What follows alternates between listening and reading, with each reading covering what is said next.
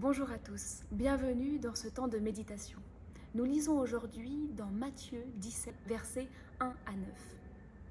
6 jours après, Jésus prend avec lui Pierre, Jacques et Jean son frère et les emmène à l'écart sur une haute montagne. Il fut transfiguré devant eux. Son visage resplendit comme le soleil, ses vêtements devinrent blancs comme la lumière, et voici que leur apparut Moïse et Élie qui s'entretenaient avec lui. Intervenant, Pierre dit à Jésus, « Seigneur, il est bon que nous soyons ici. Si tu le veux, je vais dresser 3 tentes, une pour toi, une pour Moïse, une pour Élie. » Comme il parlait encore, voici qu'une nuée lumineuse les recouvrit.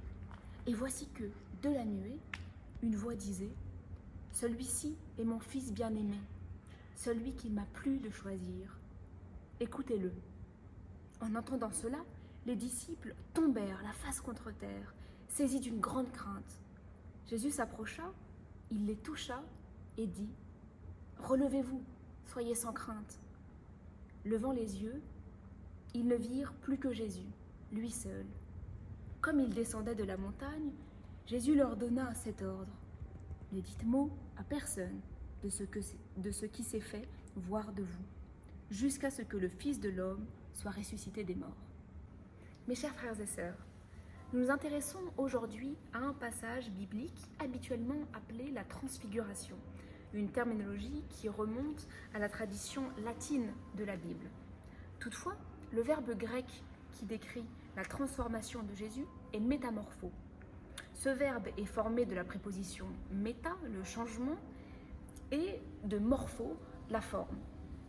Donc métamorpho veut littéralement dire changer de forme. En français, ça a donné métamorphoser. Ainsi, il serait plus approprié de parler de la métamorphose de Jésus, ce qui nous rapproche non seulement du texte biblique en grec, mais aussi de notre expérience quotidienne où la notion de transfiguration est rare, tandis que celle de métamorphose est courante. Je cherche, dans cette méditation, à ramener ce passage de l'Évangile à notre vécu quotidien, plutôt que de le considérer seulement comme un événement exceptionnel, marqué par des aspects surnaturels. En plus de la métamorphose de Jésus, nous pouvons aussi considérer la métamorphose des disciples. Matthieu introduit son récit en disant « 6 jours après ». Mais qu'est-ce qui s'est passé 6 jours avant ? 6 jours auparavant, il y a eu une conversation intense entre Jésus et Pierre sur l'identité de Jésus. Servons notre prochain à l'image de Jésus, ne serait-ce que pour quelques instants. N'est-ce donc pas cela être pleinement humain, aimé au point de servir ? Jésus, sur la montagne, devient encore plus lui-même, et c'est à l'écart du monde qu'il révèle sa vraie personne. Une figure rayonnante, comme l'indique Matthieu en disant « son visage resplendit comme le soleil », mais aussi une figure pleine d'humanité, puisqu'il ne désire pas inspirer la peur en disant aux disciples « Soyez sans crainte, n'ayez pas peur ». Qu'en est-il de la métamorphose des disciples ? La métamorphose se rapporte à une transformation physique et à un changement moral et psychologique. En montrant son véritable visage, Jésus offre aux disciples une nouvelle perception de lui-même. Jésus a peut-être subi une transformation physique par des ondes de lumière, mais il n'est pas le seul à être métamorphosé. Ceux qui le regardent le voient d'une nouvelle manière. Ils le voient comme ils ne l'avaient jamais vu. Ils sont eux-mêmes transformés. Cela nous arrive à chaque fois que nous découvrons un nouveau trait de personnalité chez quelqu'un. Les disciples voient ici un Jésus véritablement libre, qui ne succombe pas à l'appel du pouvoir. Il met la justice avant ses propres intérêts. Les disciples découvrent que Jésus n'aspire pas aux honneurs et aux hautes positions. Il n'est pas en quête d'un titre. Son action est inconditionnelle.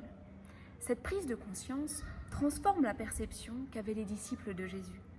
Leur nouveau point de vue leur permet de découvrir une nouvelle qualité en Jésus, celle de résister face à l'appel du pouvoir.